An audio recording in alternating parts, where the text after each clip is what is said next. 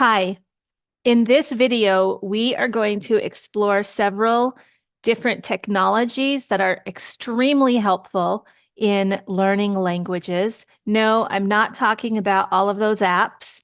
I'm talking about how to use Language Reactor, how to use ChatGPT, and how to use Google Translate to optimize your language learning process, as well as how to properly use the technology so that it doesn't hijack our learning process. And stay till the end. There's some really fantastic information about how to simplify your own thoughts, as well as how to communicate more effectively in the new language. So stay to the very end, and I will see you on the other side of the video. Bye.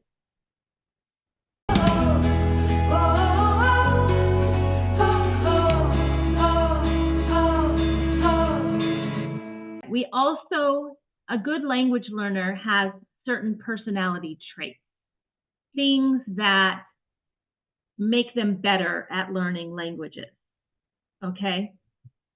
And I want to talk about what it means to develop a persona, because if you don't naturally have this personality trait, then you need to put on a persona to assist you. Let's share the screen again so that you can hear what Beyonce has to say. This is an interview with Beyonce and Oprah Winfrey.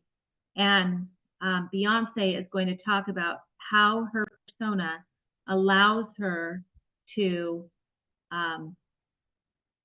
be the performer that she is. So here we go.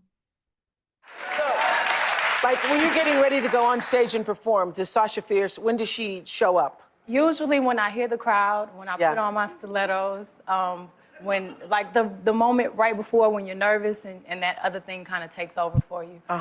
Then Sasha Fierce appears, and my posture and the way I speak and everything is different. But no, is it like a process that happens too? Like you were talking about the high heels, like once the lashes go on and the makeup and all that stuff. It's kind of like when I do a movie, becoming the character. Once you put on the wig and once you put on the clothes, you walk different. So you can see my language reactor. This is Hungarian because I changed it to Hungarian. I can change that back to, we can have it in Arabic. Yeah. It's kind of this character that I've created over the years. And how is Sasha Fierce different than I am? Well, I know, definitely wearing that bodysuit. I could never walk out here and do that. Does Sasha Fierce ever go home? Like, sometimes, but not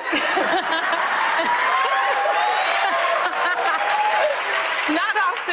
Only on special occasions. She ever show up and shows up sometimes at the house. Yes. But definitely when I'm nervous or whenever I have to perform, whenever I have to do choreography or something that's difficult, and it's no different from anyone else. I feel like we all kind of have that thing that takes over when it's so. All right, so Beyonce has Sasha Fierce. And you need someone too. You need a persona. If your personality does not fit what it takes to go out there and talk to everybody, you need a persona.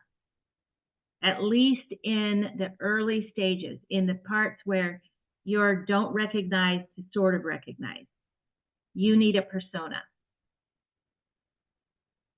The persona needs to be bold. A good language learner is bold. You're going to say what you need to say. You're going to be bold. Your persona also needs to be humble. You need to be okay with making mistakes, and you need people to correct you. So when they correct you, you need to be grateful for that correction. You need to speak up. You need to say what you need to say. And your persona needs to be gentle with yourself. If you get it wrong or you don't know, you need to not expect too much of yourself. You need to be gentle. And your persona, you need to be a dork. Be willing to make mistakes. Be willing to make a fool of yourself. Be willing to say that you're pregnant rather than embarrassed. That's the one that everybody mixes up if they're learning Spanish. So be willing to make those mistakes and laugh at yourself.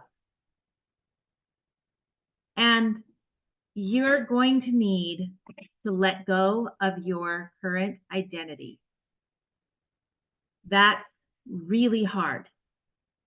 But the thing that makes you funny, the thing that makes you smart, the thing that makes you all of that in your language, you have to let go of for a while until your language is good enough for you to bring it back. I still remember the first joke I was able to say in Russian. And the person I was talking to was not sure I was joking because I had never joked before. I think I'm fairly funny, but when I learn a new language, I have to stop being funny. I have to stop trying to say too much. I have to stop explaining myself. I'm going into a situation where I have to be brand new at everything. You will be able to get your identity back, but for a while, you need to lose it all. And you need to be okay with that. It's a scary thing to do. It's especially hard if you're coming from a place where maybe your identity was all you had, or maybe you have lost everything else and now you need to lose your identity too. That's the case for refugees. They have lost everything they had. And now, in order to learn a language in a new country that they didn't choose, they need to let go of their identity too. That's hard. But in order to be successful, you have to do it. Trust that you will not forget your native language. You will not forget who you are. In a year or two, you will start to be able to interact again in the ways that you know and love, and you will have a whole new ability to connect with 1 million, 5 million, 1 billion more people. Embrace your persona. Don't fight it. Embrace that Sasha Fierce who can walk into a room and say hello even though you say it wrong. Don't fight it. Hi, I really hope that you enjoyed this video and you found that the information was useful. If you did, please like and subscribe for more content, not just about language learning, but also about English in particular.